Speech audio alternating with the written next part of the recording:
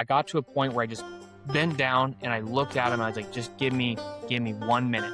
Give me 1 minute. And I just bent down and I just did a little self-talk to myself and I stood up and took off. And my legs were back and I started running and he was behind me and he goes, this is what I've been scared of for the last couple hours, is you were going to find your legs all of a sudden and now we're running for our lives out there. What is up, guys? Welcome back to the Threshold Podcast, the podcast for the everyday runner. My name is Garrett DuPont. I'm joined by Tanner Elmore, and we're in episode number 5, my man. Episode 5, dude. It is incredible. Hype's been real. People have been awesome. Like, we're going to keep this train rolling because it's been a lot of fun. What about the feedback we've gotten?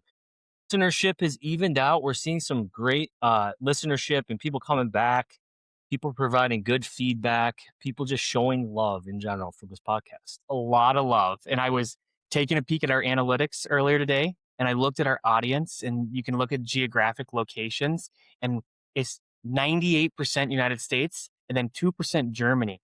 Let's go Germany. Shout out to whoever's in Germany checking us out. Gotta be Kim Gottwald, right? Yeah.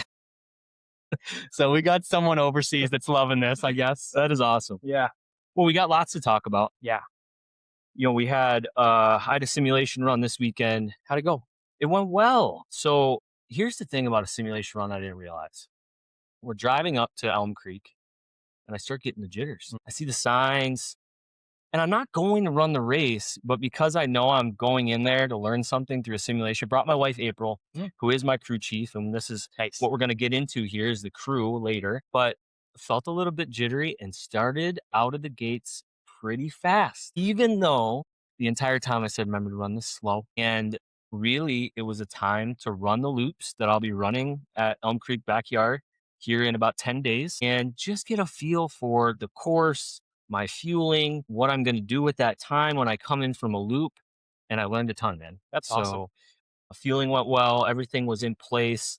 And once you know it, I think it was lap 2 is when the rain started dumping. And in lap 3, it started thunder and lightning out. And we finished 4 loops and overall it was good. I think, you know, when you do a simulation and you look at the weather, it's so unpredictable. It's something you don't control. So the fact that it dumped on me, I kind of like raised my hands to the heavens and said, hey, let's bring it on here. This is a good thing. 100%. Yeah. I had someone I was talking to not too long ago and it was raining out. It was a long run day. And I said, you better go out and get after it because the race day is going to come around. And if it's raining, it's not going to stop because it's raining. So why skip on a long run? But yeah, so I'm glad you enjoyed it. You had a busy weekend as well. Tell me about it. I loved this weekend because it was like, it made me excited. It's like the kickoff to race season. Like it got me in the mood that racing is here. I was down at a little town called Zumbro 100. They also have a 50, 34, and a 17-mile distance, but that took place and there was like 1,000 runners over the 2 days. And I was there Friday morning all the way till Saturday afternoon. Spent a lot of time. I was there crewing, pacing, and volunteering, which is the absolute essence of what we're talking about here today. But had a great time. I mean, it just kind of gets me excited for what's to come for the rest of summer, the rest of spring. And yeah, really, really excited. What were the vibes like at Zumbro? They're huge. Like I wanted to take a video of this because Midwest racing is like so under wraps from like everything else in the world or United States out there, I should say, because like it was a pure like campground community party. I shouldn't say like it's not a party in essence of like, oh, college party, but it's just like you had everyone drive in, campers, tents, the big central aid station start finishes there. Everyone's just like parked up around it. And it's just a full-blown community out there, interacting, spending time with people, and everyone's there for the long haul. So if you haven't met someone, it's just going out to have some banter. You see runners come in and out constantly. It's such great energy. And that's such a fun race to get the year started for Midwest racing. So I was really glad to be down there. Can't wait to ask more questions about it because you literally just summed it up in volunteering, crewing, and pacing is exactly what you did at Zumbro. So I'm excited to ask some more questions about that. Did it all. And I like, when we were talking about like how we should go about this and why crewing, pacing, volunteering, like why do that? Because we've been talking a lot about like, you know, our running journeys or others' running journeys. And we've been going in like the perspective of the runner. And a lot of the times when people are, you know, coming to me or coming to you and they're saying like, you know, how do we go about crew or how do we go about pacing or whatever it is, there's not a lot of information out there for them to share with their support. And so we were like, let's maybe take like a spin on this and put something together that would be like a for the runner to listen to be like, okay, maybe here's a few things that I missed that I can integrate into my system, but also at the same time hit that share and like share it to your crew or share it to your spouse or your family for someone that wants to like open the curtains and start looking into your life of what you're going about. This is what the hopes that this episode can encompass and share for that person. I love it. Yeah. The crew, the pacer, and the volunteer make the race essentially. So I cannot wait to talk about this topic and really some tips, some tricks, maybe some mistakes along the way, some fun stories. But before we get into that, we have a race going on right now. We have a race going on.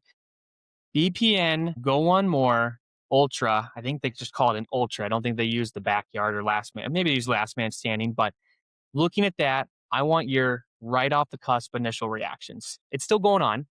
Harvey Lewis is an enigma to me. And he was picked as a favorite, and really the last four were heavily picked as favorites. So it's always fun when the picks and the people that go out there that are picked to win this thing are still in it. And it's Harvey Lewis, correct me if I'm wrong. Mhm. It's Kim Gottwald. Yep. Kendall Picadoo. Something. Yep. Yes. Kendall something something. Yep. Picado Fallis, maybe, or something Sure. like that. Yep. And Mark Dowdle. Correct. And where are they at again? They So might be on lap. Last I checked, they started at noon. That would have been 200 miles. They're 4.5 hours past that. So they're closing in on the 225 mile threshold right now. And we're talking, this is Sunday evening, and they started running Friday at noon right now. So, And they've been hit with all kinds of weather. I've been watching some of the Instagram stories, some of the live feeds. I'd like to talk the live feed with you and get your thoughts on that. But the weather, what I'm seeing just looks like just mud and puddles and rain. It rained on them hard and crazy. I'm seeing like they've been having to move tents and base camps around because those are getting flooded. The whole start line is a complete just pool right there. And then when they had some video of them running on the course, they're having to run off the trail, like in the tall grass to avoid just, ankle deep mud. So they're in the thick of it out there. One of my biggest aha moments is what you just said. And, you think about the race that you're about to run in a backyard format. This is a backyard format. So there's so many parallels, but really it comes down to you cannot control the weather and you cannot let it stop you. And those four gentlemen have not allowed it to stop. The mud and the muck and the mess is there every single loop. And they're just getting through it, empowering and getting back out there. And I'm with you because you mentioned Harvey, and not just this race, but if you look at like Harvey's track record of all of the races, or if you've listened to anything, like he really embodies like the spirit of like leaning on each other and like having this like communal aspect of like helping runners get through hard times and like leaning on them. And so I feel like he might be leading the drive out there to like, let's keep this thing going. Cause I know that they want to run a long distance. What it surprised me about Harvey too is he has the awareness and the kindness that even when he's stepping out he was on his like 200, it was at least 200 miles, potentially more. I just saw this a little while ago, to say, hey man, thanks for sticking around, to someone who had come and was shouting his name out. And I just think he is the epitome of just a kind soul, Yeah. but a ferocious competitor. Oh man. Yeah. He wants it. He wants it real bad. And we talked a lot last week about like the business side of racing and trail racing. And this is a race that has tons and tons of eyes on it. I feel like tons of eyes just because the BPN name, they do a great job with their branding and their social output. But trying to watch this, I personally feel has been a little difficult. What are your thoughts on that? I was so excited for this Yeah. thing to start. And I go on to Instagram and I'm looking at the live feed, and the live feed was failing. So it'd come on for a second or two and it'd go off, and it'd come on. And you could see the chat blow up even for the first couple minutes or seconds that it was on, saying, please don't cancel this one. Please don't end this one. Can we get the live chat? I thought the coolest redemption story, at least for this, I think there's a lot of ground to be made on the way that these races are covered. They went out for one lap, and Yeah. they actually went and followed the runners. That might have been the coolest thing for me so far.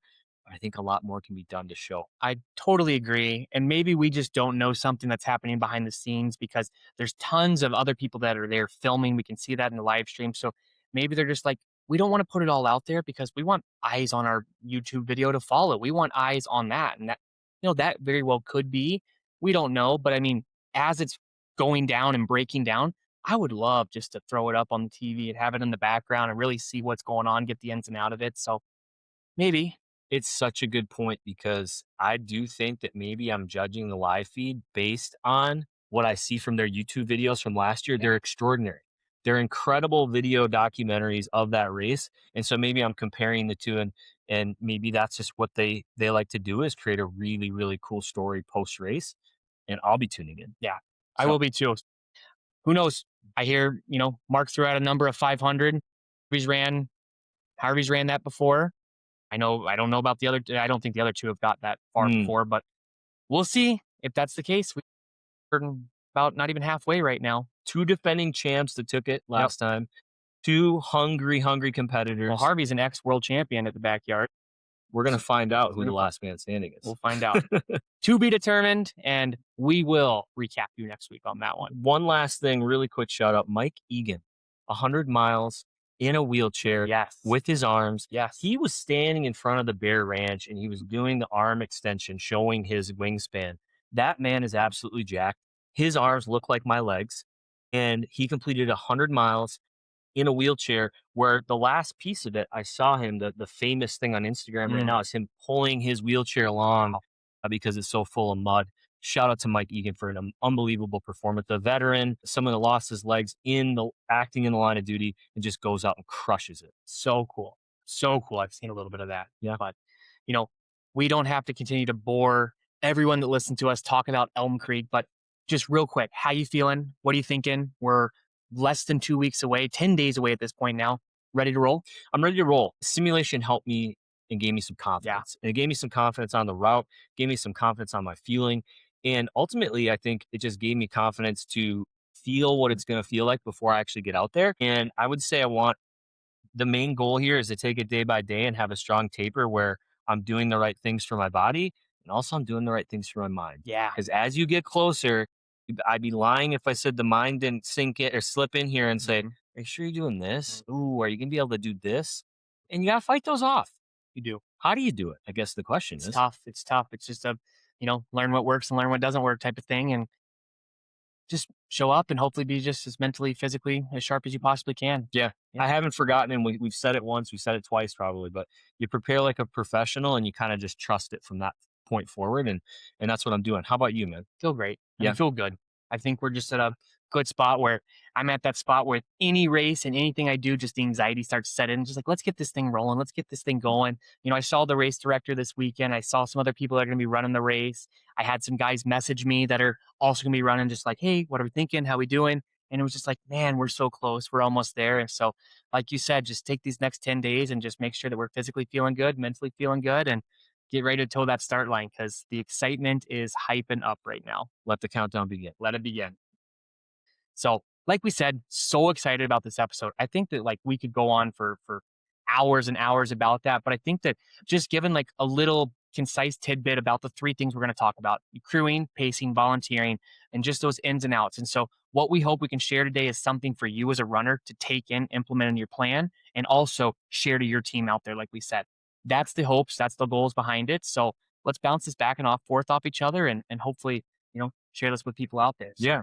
So if I understand, crewing is your people. Yeah. Crewing is your team, but there's so much more that go into crewing. And I want you to tell me a little bit about maybe even just your definition of the crew, and what that team of people has meant for you in past runs where a crew has been either desirable, required, or something that you've been a part of. Yeah. I think the easiest way that I could just define crew is that as you start getting into these long distance, multi-day, even some of these even short 50Ks, for example, no barrier on the distance we're talking about here, because a crew is that support system that gets you from start to finish. I have found early on that as I've gone into race crewless, it's a lot more difficult to get me to the end in comparison to when I have a support system there. So the simplistic way to looking about crew, it's whoever in your life can support what your goals and journeys are, and they're on board to help you get there as best as possible. And what infrastructure you provide them is their goal to just take that and implement it come race day for you. And so That's the simplest way that I can explain crew to someone. How you build your crew, that's something we'll probably talk about here in a little bit. But I mean, in essence, just crew is someone that helps support you get from A to B, whether it be 100 miles, 50 miles, does not matter. You need someone to support you. What I hear from you too is they got to know you. Yeah. They got to know you a little bit. They got to know maybe where your strengths are, maybe where your opportunities are, where they can lift you up, where they might need to tell you or preemptively tell you what to do, and where they need to maybe bring you back down to earth as well. They got to know you. I totally agree. And when I look at my personal internal crew, I right away I look at my wife. I think that she is just, she's helped me get through like really dark, hard times out there. She's the person that I can have like a really good, genuine conversation with of like, hey, here's what I want to do. Here's what I want to get out of it. Here's X, Y, and Z. And then following that, my dad loves doing this stuff. He loves to get out there. He loves to just help and support and be involved as he can. And then just like-minded people, me and you, we got Schmitty, we got Drake, we got all these other people in our life that like have these goals, have these passions, and they can in return look through the window and see themselves and be like, I know what they need to achieve it. And like, so it's like find those people in your life that don't question you or don't be like, wow, why are you doing this? But a lot of the times there's a lot of people out there that are curious about what you're doing. And they might be someone that's really good to bring on too, because they're going to be super involved, which is fun to do at the same time. It's so fun. Yeah, my crew is my wife as well, and we went into the Wild Duluth 50K 2 years ago, and she was my only crew member. And really, she's a powerhouse. She's the only person I needed because she's also very planful. We'll talk about maybe planning, organization, Well, why structure. jump right into it? Because it's like, do you want to have a crew member or crew that's like very organized or more of like sporadic and chaotic? So my wife is dialed. And the one thing about April that's incredible is she'll take a topic, and she did this with Wild Duluth, and she's really doing this with the backyard. She want to learn everything she can about it to be able to support me from whatever perspective she can. And in the Wild Duluth, she was the crew chief. She was the only crew member. And what I remember about it is how organized she was with everything, from my fueling to my bags to my gear and my equipment. And just being able to see her once in a while lifted my spirits. Little different in the backyard in that you see them every single hour on the hour, which is a really interesting piece of that race. So, question I have for you is that you say she's very organized and very in tune. Are you helping provide that organizational structure to her? Like, are you doing the upfront infrastructure work and being like, hey, take it and run with it? Or are you being like, help me fill in the blanks here? I want you to drive the boat and you kind of know what my needs are.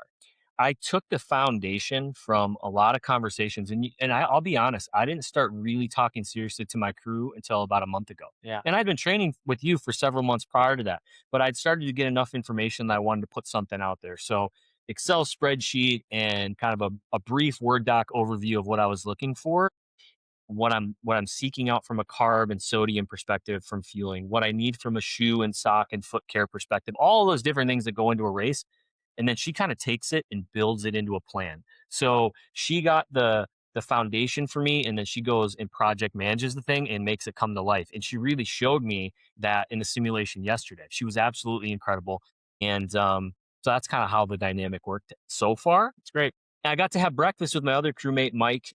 I know him from the gym, one of my best friends. Nice. He is going into his first crew experience as well. So while April's got one under her belt, Mike, and then shout out Sophie from California, one of our good mutual friends, will also be crewing me. So I got three. Cool. And I'm so excited. They all know me well. But it has taken a lot to get here. There's taken a lot of information to be shared, asking if there's questions. They'll come back and say, have you thought about this? So the communication's been like, it has to be probably pretty hot and heavy. And they've shown nothing but a willingness to listen and also provide feedback, which is awesome. Shout out your crew. Yeah, because thank you, man. I am a little bit opposite. Nothing wrong with that because I put the plan together and I put it in front of him and I say, here you go. And I have a little, my dad will come in town the night before. My wife's already there.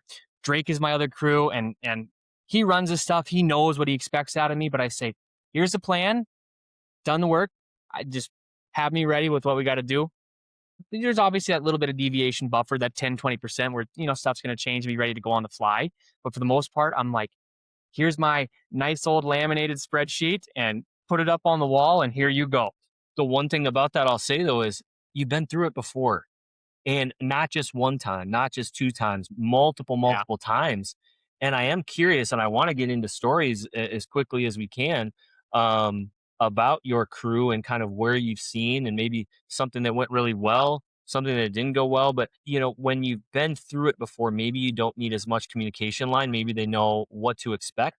But here's the thing: you can lay out the plan, and then everything might go out the window when you're trying to problem solve out there, and you have to think of a different way to tackle something. And you asked for stories, and something we had noted on here was just kind of like the emotional aspect of crewing, of like how to emotionally handle your runner, because you're going to have these highs, you're going to have these lows, you're going to be like trying to like navigate emotions. And I talked about early on in maybe our first episode was like, what version of Tanner are you going to be getting at any given time? And there's a very specific moment.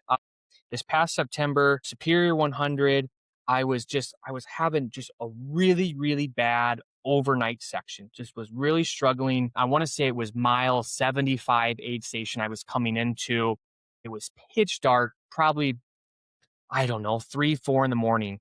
And I came in and Caitlin was sitting there. They had the chair sitting out for me. I looked at her and I said, I need 5 minutes to shut my eyes. I said, just give me 5 minutes to shut my eyes. I was like, I'm falling asleep on the trail. I'm really having a hard time navigating. I was like, just 5 minutes. And she's like, no, you're going. She's like, let's change up and you're going, you're getting out of the chair. At the time, I was like, every curse word under the breath. I was like, I can't believe that you're making me do this. I was so upset. But I didn't sleep. I got out of the chair. I pushed onward. I pushed forward. And I got out and I got to the next station moving well. At the very end of the race, we hit the very end of the finish line. I look at her and I said, thank you for doing that.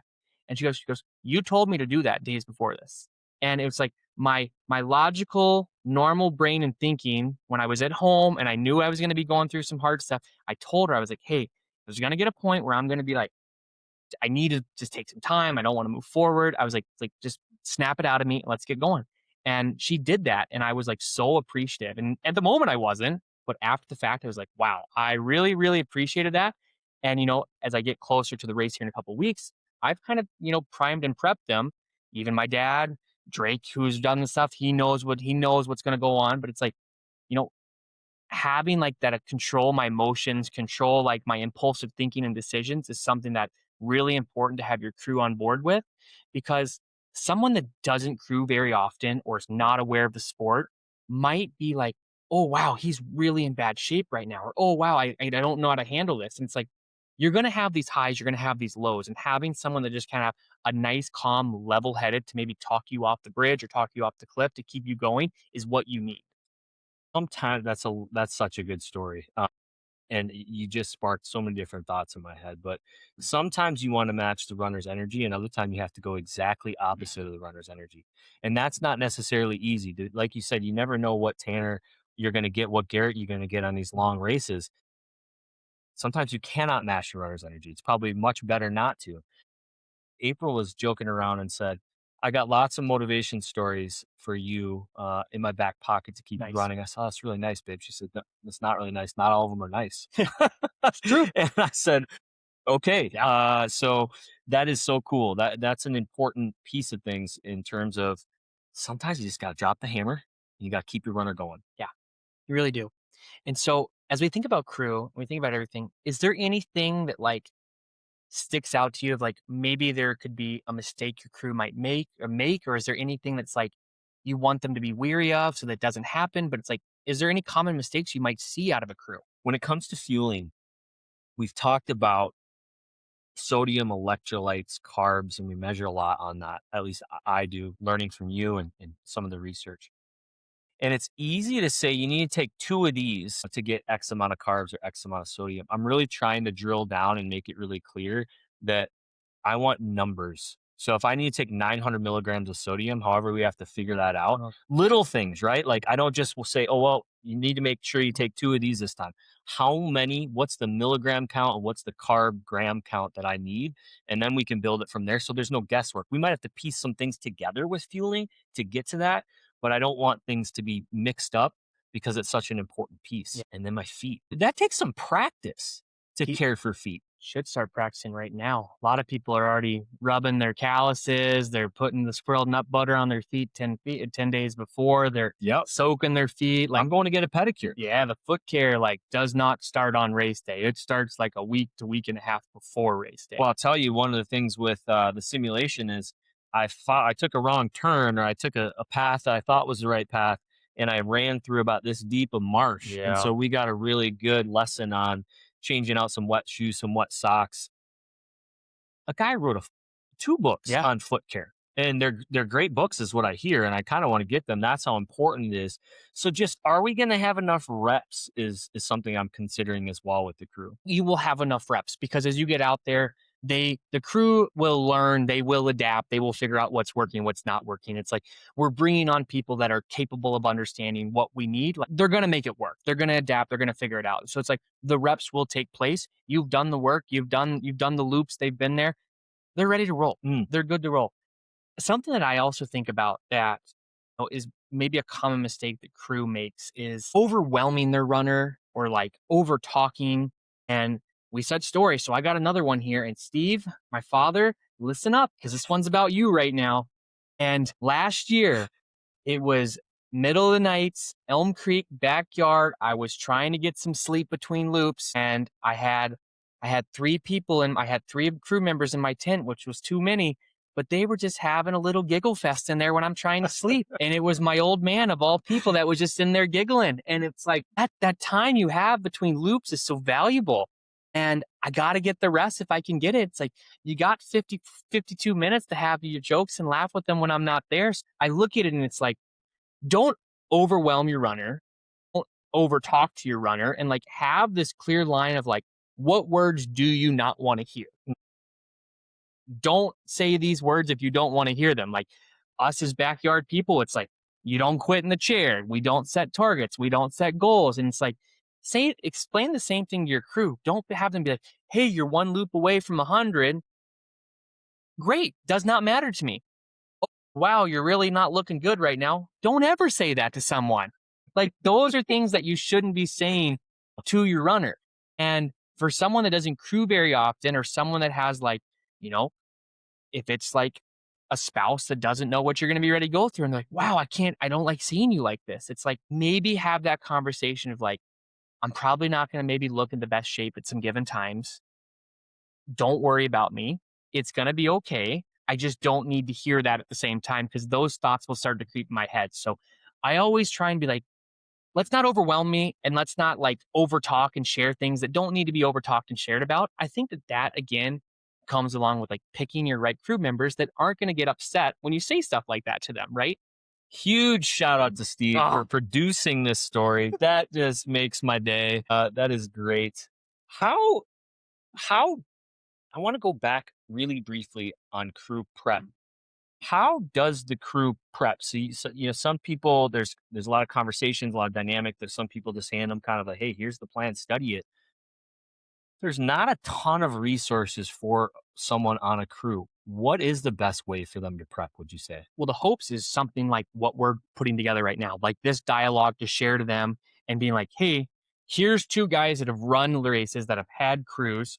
They're going to share stories. They're going to give their input. Like, take that. But then also at the same time, it's like your runner that you're actually crewing for, or you as the runner, like putting together your infrastructure. And so I'm the kind of person that's like, I like control to an extent to where it's like I like and I have a vision of how I want things to go. So it's like I want things to be easy and seamless for my crew to where it's like they're not questioning anything. So it's like I want to have a setup ready. I want to have, I have a listing of what gear I need and how I want stuff set up. And it's like, and then just like having a good clear line of communication of like, here's where everything is, here's how things work, here's what expectations are. Do you have questions? And it's like, I'm not a drill sergeant, but I also want to be like, is there ways that you might want to do something different, do something better? Do you have any questions, concerns out there? And it's like, have some like integrated conversation of like get their input, but at the same time, you as the runner, this is your race, this is your goal, and you should be able to be like, this is how I see things going, but also being like, they're there to help you at the same time too. Yeah, what I hear from you too is there's some non-negotiables. Yeah. And to establish those non-negotiables up front and say these things aren't going to really change. Yeah. They're not going to be very flexible. Some of these other things are going to be flexible. Yeah. They can change. So I want your opinion. Yeah. I'm going so far as I think even like we've done the groundwork with my crew, but even one last quick meeting, maybe the week of, or even, this coming week, and just kind of like a powwow with my entire crew and going over those non-negotiables, going over those things that can be flexible. I think that's really, really important. And I think flexible is a great thing to talk about here because you have your non-negotiables, you have your plan, but at the same time there are things that you're not going to be able to account for even as much preparation as you put into something. Like there's going to be something that pops up that no one thought about, and so it's being like having them being able to think for you, having that backup plan, and then just being like, I trust your decision and just going with it, not fighting them on it and just being like, I'm with you. I'm on Mhm. that. They're there to have your best intentions. And so it's like, as stuff pops up, having faith, putting your trust into them. That is absolutely huge. You Yeah. just created a aha moment for me. If you're not putting your trust in them, now you're spinning your wheels. You're taking extra time, extra energy out of your own brain to say, oh, I don't know if this is right. Oh, man, we need to do this. So once you lay the groundwork and you say the non negotiables and you say what can be flexible, trust your crew. Trust them. Trust them. Do you have any mantras you give to your crew? Do you have anything that like, you say you're going to sit down with them one more time, but is there like anything that you would communicate to them up front to where it's like, this is what I expect out of you? Is there like, you want them to give you the positive vibes when you come? What do you know what I'm saying?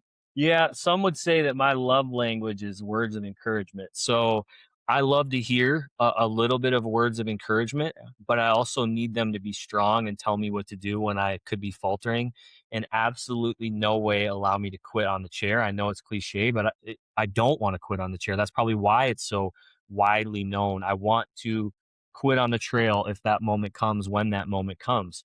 And so, by all means necessary, do not let me stay in that chair. Get me out to the line and help me toe the line. I'm with it. Crew, vitally important. Vitally important. I mean, if we look at it as a whole, for someone that's listening, you're getting into some racing, you're getting into backyards, you're getting into trail racing, you're getting into whatever it is, and you're so curious about like putting a crew together or trying it out, just do it.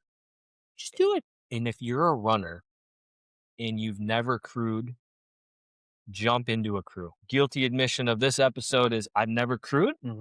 never paced, never volunteered. Yep. So this is all really new to me. And this is going to be a helpful episode for me as well.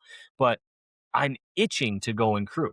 So I think that the last thing I'd like to say to wrap up the crewing portion of it is that when you crew someone that has put in so much time, effort, training into getting a goal, and that you can be a part of helping them achieve that and seeing them push through to achieve whatever distance it is to get them there. And you can like just even have a little finger in the bucket to do that is so incredibly rewarding. It's so rewarding because then you see them at the end of that like satisfaction and they come up to you and they're like, thank you. I couldn't have done that without you. And you're just like, dude, I was just so happy to be a part of this whole thing. You did all the hard work. I'm just there to make sure that the wheels keep turning. It's a cool way to give back. Yeah. Very, very cool. Very important. Hopefully, we've answered some questions. We've told some stories. If there's any thoughts or any additional learnings, any comments, please drop a comment in the YouTube. Please drop a comment in the Spotify. We'd love to hear them. We'd love to respond to them.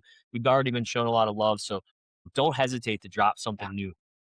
Love it. We got to move on to pacing. Pacing. There's a lot that can be talked about pacing here as well too. And so you just said haven't paced before, but from outside looking in, what pacing, what does it mean to you? What does it look like to you? It's a dance between having the tactical things taken care of actually doing what the word suggests, which is making sure your runner stays on pace, the person that you're pacing, but also that you're there to toe the line of either digging them out of a hole if they're down, or if they're amped up, matching that energy and saying, let's go, let's do this, and being able to identify probably when to shut up, Yeah. not necessarily talk, and identify when it might be the appropriate time to talk. Um, but it's a little bit more of an unknown for me, and I wanted to ask you the same thing. When you've either paced, more so I'm interested of when someone paces you, because that's going to be my role later this Mhm. year. What is that person there for from your perspective, and how can they excel in their role? So I think that right off the bat, easiest definition of pacing is when you get in the longer distance stuff, it's having someone jump on board with the actual runner and run different sections of the race, aid station to aid station with them. When you look at 100-mile races, typically you're not allowed to have a pacer until about that 50-mile mark. So your runner is by themselves for the first half of the race. They have pacers come in for really like the quote unquote reason for a pacer is kind of like that safety blanket, right? Because you get to that halfway point, it's typically going to be dark. You're typically going to get in like the harder, thicker portions of the night. And so the race directors would like to have someone that has a little bit fresher legs to make sure that the runner is getting to point A to point B safely. Now, that's not the main whole point of it, because you can also have like a really fast runner that wants someone to like keep the pushing the pace for them to help them, keep pushing out hard inputs, and at the same time, it's like reminding them to have their nutrition, to take their fuel and all that stuff. And so when I look at, because I have pace and I have been paced, and I've had like two drastically different swings of pacing, because I've had times where I've come in like really fresh and moving well, and it's like, let's go, let's run, we're feeling good, let's do this. And then I've had times where my pacer has just been full blown just walking with me because I'm at just horrible lows, and vice versa. When I'm pacing someone, I've been running and I've also been walking. And so there's this fine line of just like figuring out what your runner needs and when do they need it. And I think that you described it really, really well. If you're walking and maybe you're not intending to walk, maybe you don't want to walk, you hit that low. How do I, as a pacer, know when to say, let's pick this up? Let's get back going here. So I'll give you a great example and story, and shout out Smitty here right now. And again, back at Superior last year, I mentioned, coming into that mile 75 aid station, I was at a really big low. But to get us to that aid station took us probably close to 3 hours to go a relatively short section, because I was really, really struggling at the nighttime. And I just was just like, my mind was just trying to find all these excuses. And I was coming up and I was just having to sit down. And I have some really great Instagram reels out there if people like just peeked at these, because Schmitty was the person that just had the perfect words at the perfect time. And it was just like, there was a saying that went really viral that he put out there was, for you to get out of this, you got to go through it. And I was like really in a deep dark spot where I was just like, I was, my legs were fine. Like I wasn't like leg tired, but I was just like mentally and physically just really tired. And I just like was in this mental fog, and I kept telling him, I was like, I'm going to get out of this. I'm going to get out of this. And he's like, I know you're going to get out of it. And so as a pacer, you just want to have someone that can like find the right words, and that they'll know when to push the fire, but they do need to keep you moving, right? Because you are facing cutoffs, you are facing time constraints. And so they do want to keep you moving. And so as a pacer, you just kind of want to be aware of what those time constraints are that you're fighting, right? Does your runner have a lot of time built up and banked up to where, if you are just walking for a couple miles, it's not going to be the end of the day. Or if you are fighting the time clock, like, hey, we might need to push it here a little bit. We might need to push it here a little bit. And so that's again finding the right person, finding that right person that knows how to push your buttons when you need them to be pushed, but at the same time, being gentle to like keep you moving at the same time, where you're not going to turn around and take your trekking pole and throw it at them. Smitty always strikes me as a guy that would be an incredible crewmate, an incredible Amazing. pacer. Yeah. He always has answers. He always has the right gear, the right things to say. He's incredibly chill dude, but also knows when to get after it. And that doesn't surprise me in the least. Well, and to follow up on the story, finally, we sat on that tree, and he was saying those words to me, and I just looked at him. I was like, I'm going to get out of this. And we got up and we kept moving for maybe another mile. And I got to a point where I just bent down and I looked at him. And I was like, just give me 1 minute. Give me 1 minute. And I just bent down and I just did a little self-talk to myself, and I stood up and took off. And my legs were back and I started running, and he was behind me and he goes, this is what I've been scared of for the last couple hours, is you were going to find your legs all of a sudden. And now we're running for our lives out there. And we were running 10-minute splits for a while on a very technical, hard portion of the course. And so it's like having that pacer where you could be going from, 20-minute miles to 10-minute miles in a matter of 10 seconds. You got to be ready for everything your runner throws at you. It's a really good point. You got to be ready. When the gazelle gets his legs, you got to watch out. We talk about responsibility, and I kind of mentioned this of like, what is a pacer, but it's, you want to have make sure their mental state there, having them keep pace, reminding them for nutritional needs. And you talked about nutrition earlier, but I think that's huge for a pacer, right? Reminding them to eat and drink. It was hard for me to eat lap 3 or loop 3. It was hard for me to remember to eat, or at least hard for me to go, oh gosh, I got to eat. You got to eat consistently, and you got to eat usually probably more than you think. So of course, yeah. How does the how does the pacer kind of get into the loop? Are they in the loop working with? So, like for instance, Smitty, if you either had to, let's say you had to make up time, or maybe you were in a good place with time, so you could take a little bit more time. Where did they get that information before they jump in? I know that's a rudimentary question, but No, it's not because I'm a spreadsheet guy and I also put spreadsheets together for my trail races. Anytime I'm doing a trail race, I always look at maybe throwing a projected finish time out there for myself. And if for like a superior, I say, here's my X goal time on there. And then there's some really great apps out there, or even looking at past previous live splits. But I go on to Ultra Pacer, I download the GPX file of the race, and it takes the grade adjusted pace and it helps me figure out how long it should take me to get to aid station to aid station. And I can take negative splits off of that. And I could say that my fatigue is going to be 5%. And so it'll do a negative down slope and it'll account for that. And so I put that on a spreadsheet. I give it to Schmitty, give it to my crew. And, they should know when to expect me to get into an aid station, and they should know when to expect to get to the next aid station. So they kind of know what our primary goals are. And them trying to keep us to those primary goals is what we're best trying to do. So they Schmitty said he wrote some stuff. I think he wrote some stuff down maybe on his arm or something there of like, I could be wrong, but I think he wrote something down of like when we were trying to get to X, Y, and Z.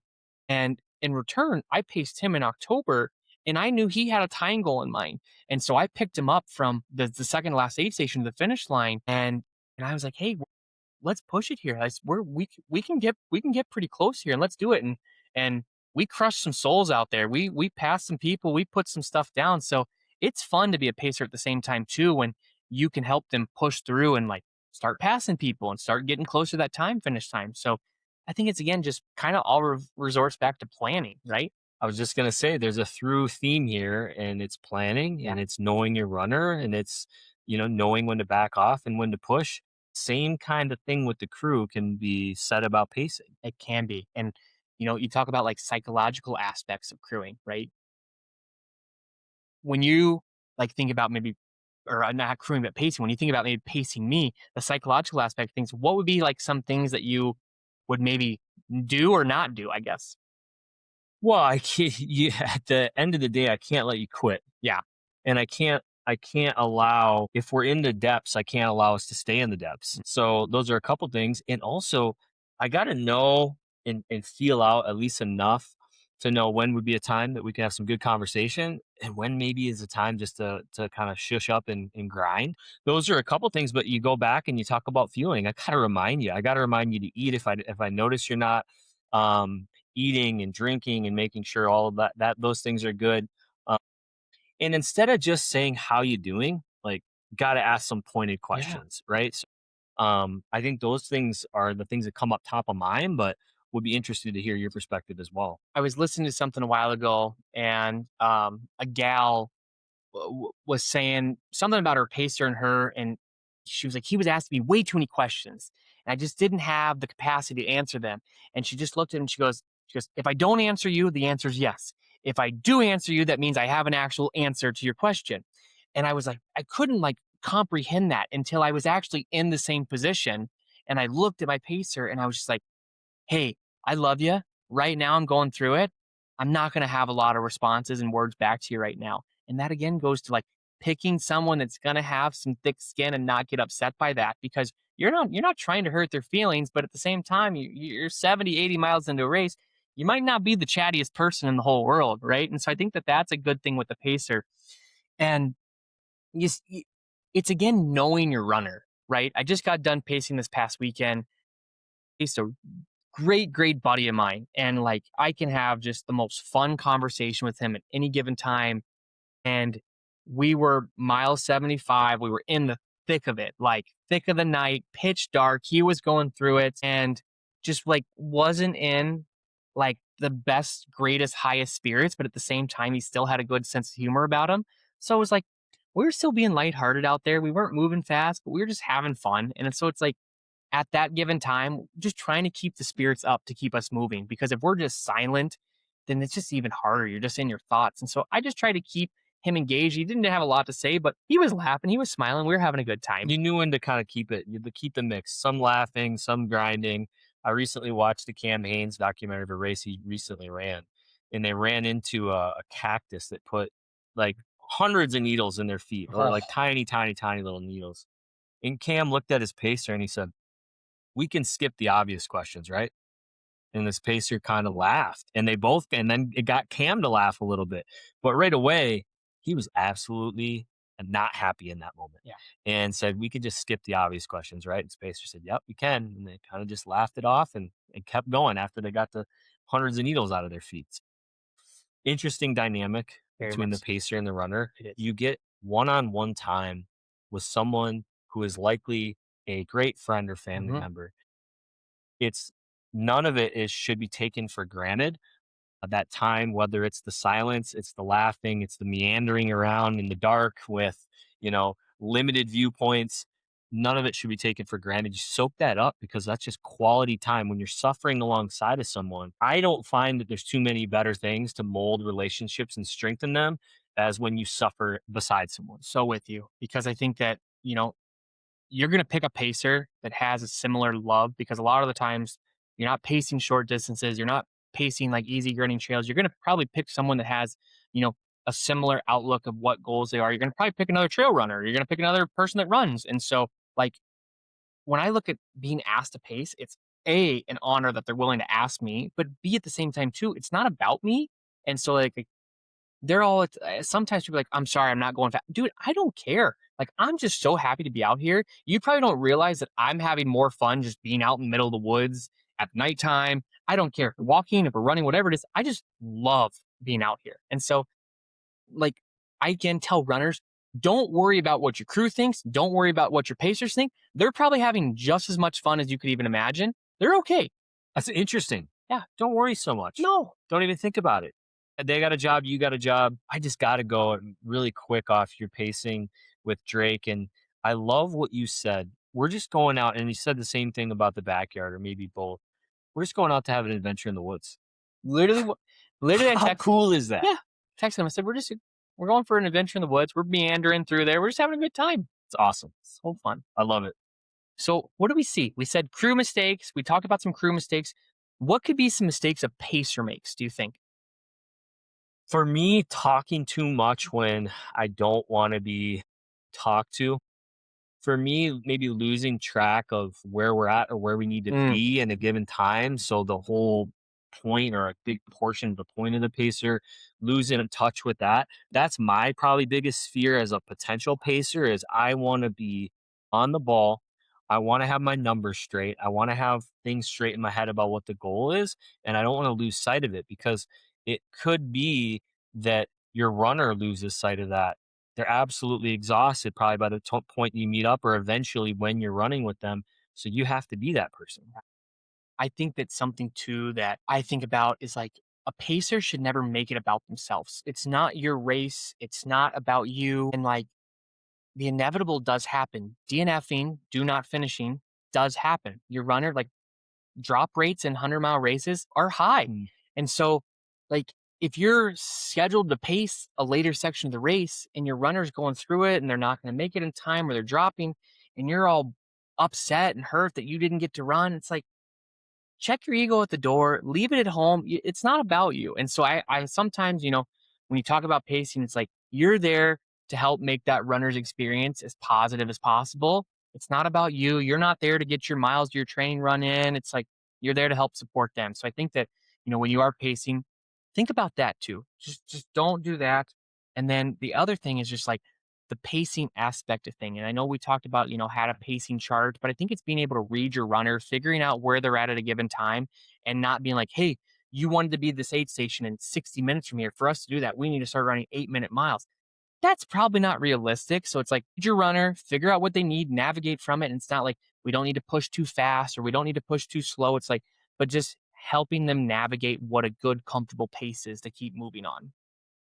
And the other one people don't think about, sorry, is navigational stuff.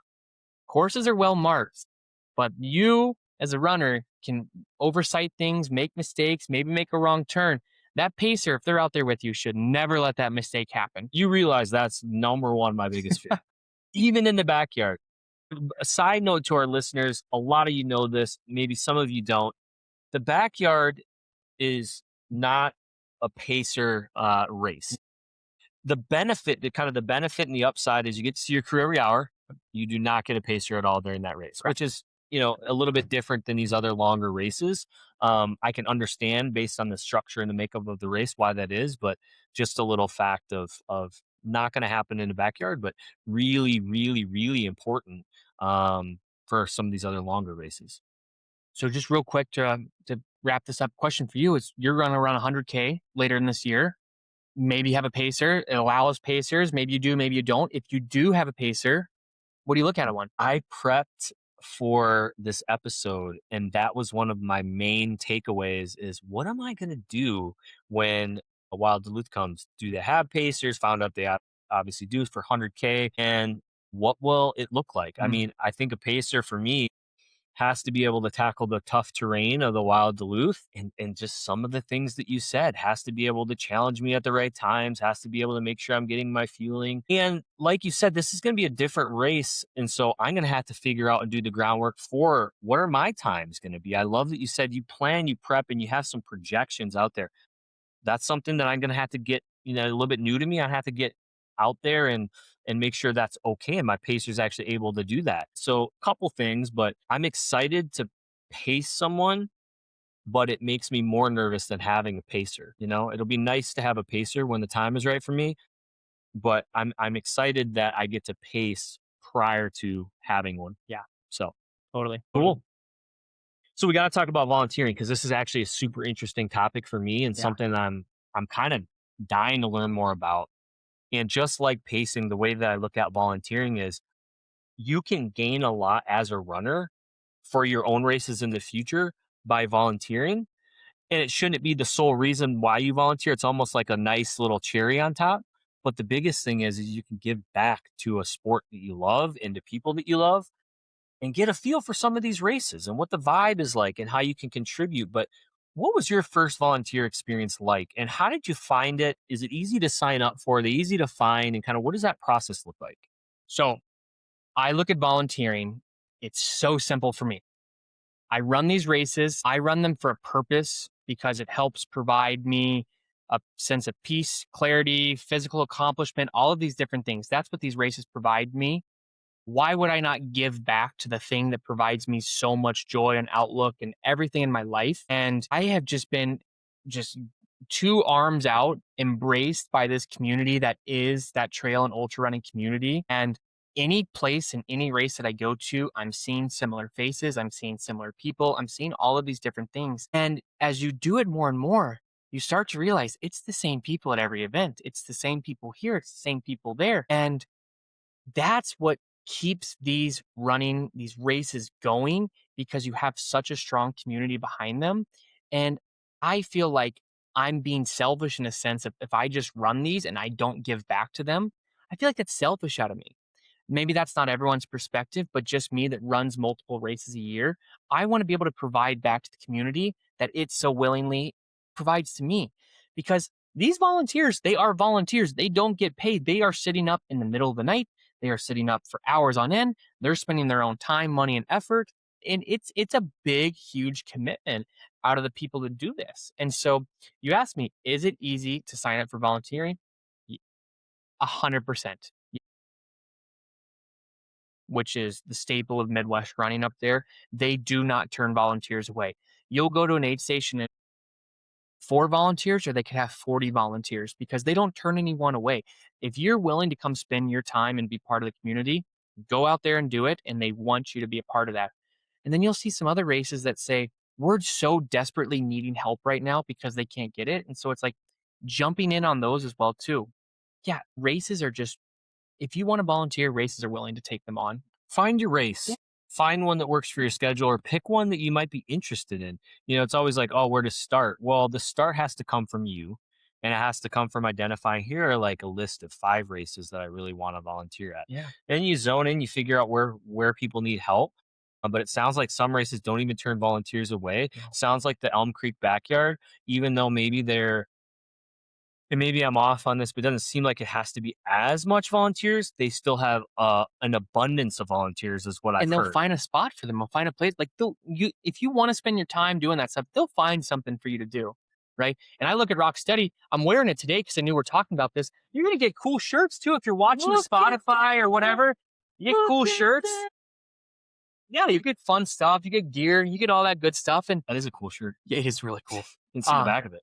And I look at I talk about Rocksteady because I just love their events and I love their running. And some of their races are lottery driven races. And the race director has come out and it's public, it's on their website. It doesn't hurt your odds to get in if you volunteer at their races. It probably helps your odds, if anything. Now, it's still a quote unquote lottery, but I think it is a weighted lottery based on what some of your credentials are. And so if you give back to the community and the race director will probably give back to you a little bit.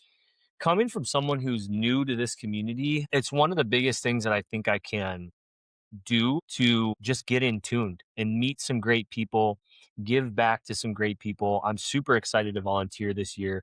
I probably am just as excited to volunteer as I am to race in some respects because I want to go out there and learn, meet people, and just give in any way that I can. And it's a super cool opportunity to do that. Plus, these races are really fun. I mean, I've been a part of a lot of races, not as much ultra races, but the vibes and the energy is so high that wouldn't you want to be a part of it? Right. And if it's not high, can you be the person that maybe raises it up and makes someone's day? Well, that's what I was going to say because when you think about volunteering, you think about, there's so many different roles, but I mean, a lot of the meat and potatoes of volunteering is typically at aid stations, and you're thinking the volunteers are, you know, giving out waters or filling waters or making food and making sure that stuff. But you just said bring the vibes up because a lot of the times you're going to see runners when their vibes are really low, really low. So, in being able to, like, if you have experience running these races, you know what they're going through, and being able to maybe, have good conversation with them, hype them up, talk to them. I give you a great example. This past weekend, we had a runner come in. It was the Zumbro is a 6 loop course. You run 6 loops to accumulate 100 miles. He comes in at loop 3, and I'm at the main aid station, and he goes, that was such a hard lap. I don't know if I got another one to keep that pace in me. What's the cutoff for this whole race? And it was like he was already thinking about, like, was he going to make the overall race cutoff? And we were trying to get him some food and stuff. And I looked at him and I said, we got so much time right now. We don't got anything to worry about this next loop right now. I looked at my watch and said, why don't you come back and you see me in 5 hours from now? He goes, 5 hours? No, I can't do that. I'll be 6 hours this loop. I said, we'll see you in 5 hours. Well, 5 hours go by and I can pull up his splits. I'll show him after this. 5 hours to the minute. He walks in and he goes, Tanner, I did 5 hours. And I'm like, dude, the power is real. So, like, the power is real of how you can talk to a runner and, like, they come in and they already had this pre-established, like, oh, I can't do that again. But, like, having good, positive conversation with them, it's not just about handing food out. Like, interact with these people, help hype them up, get them going. I'm blown away by that. It, like, to the minute, dude. He was affected in a way, or maybe he wasn't. Maybe he happened to run that in 5. But regardless, you see that. How do you feel? Like, that's got to feel so darn good. I felt hyped for him. And, Yes. he comes in, he was thinking about coming in to be like, Tanner, there you go. We did it. So, like, it was on his mind. And so it's like, that can be any interaction with any runner out there. And you don't know what you say to any given person, but they might just pick up one word or one sentence that really impacts their day. And so it's like, you're there volunteering. Be positive. Help these people out. There's no reason not to. It's the same thing as crewing and pacing, but it's just a random person that you've never met. And that's why we talk about community, because you probably see him at the race again. That guy's going to come up to me and be like, Tanner, thank you. Appreciate it. And I'm sure roles will reverse sometime where he's going to be there and I'm going to be like, I needed you. I needed you. And that's what's so fun about That this. is such a cool story. That hit me in the feels. That's really, really cool. What else? What's next? I mean, I think about volunteering. I think about, like, what does a person expect, right? You know, what does a shift look like and how long? But again, you're volunteering, so you kind of drive what you can do, and you put on there what your time availabilities are, and say that you want to be there for the whole race. There's captains, there's aid station captains, the race director. They'll help you split it up, take some time, take some breaks, get a sleep if you're doing the overnight stuff. Pack your car up with a tent or with a sleeping bag and a sleeping pad, sleep in the back. It's just fun to be out there. But I mean, the main thing is just like help and support a bunch of random runners, keeping the logistics of the race going. But at the main time, it's like I really view volunteering as like the community has given me so much. I better give back as well. Yeah, and what I hear through that too is be flexible and see where you can fit in, see where you can make a difference, and it'll ebb and flow, like you said. You kind of say where when you're going to be there. Who knows if what you do might change, but you're there to give back, and I think if you can keep that at the forefront of your brain, you're probably going to have a really cool experience. Totally. Totally. So I would say anyone that's out there, I mean, if you're in this world, if you're in this community, find a race, pick a race, just pick a couple hour shifts. Maybe that's something close to you. Just give it a go because it's so impactful to the runners that are out there. I'll tell you one more story. And this was like something I was like, wow, it just blew me away. And I try and be really positive to volunteers that are out there. I'm always like, thank you so much for being out here. Thanks for spending your time. I appreciate it. But there was a gal that was running and she was wearing her pack. And every time she would get to an aid station, she would take her pack off, she would unzip it, and she had letters and she didn't know any she had handwritten letters in an envelope and she would just give it to whatever volunteer came up to start filling up her waters or whatever was on there. And I think every letter was different, but it was like something in essence of just like, thank you for spending your time out here. I appreciate it so much. You don't know that you've made an impact on me to keep going on without my race. And like just taking the time to like write those things. And so it's like the volunteers make such a difference in the runner's race that we don't even realize that we're doing. So it's really, really rewarding. How cool is that? Yeah. How cool to think of that prior to your race. It's easy with these races to think about all the things that you need as a runner. She was thinking about who would be serving her and who Yeah. would be helping and supporting her and giving back in some little way. That is very cool. Might have to put that in my back pocket. How about it? How about it?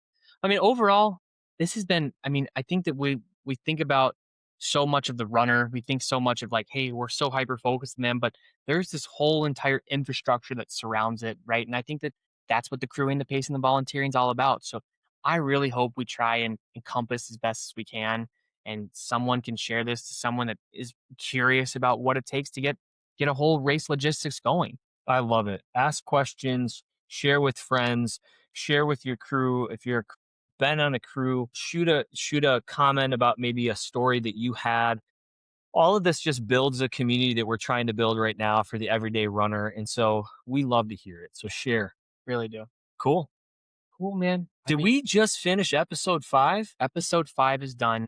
Something that I wanted to bring up at the beginning that I did not. And if you've made it to this far in the episode, I appreciate you. But I shared some stuff at the beginning of last episode of just kind of going through a mental fog, kind of going through a rough patch in my life.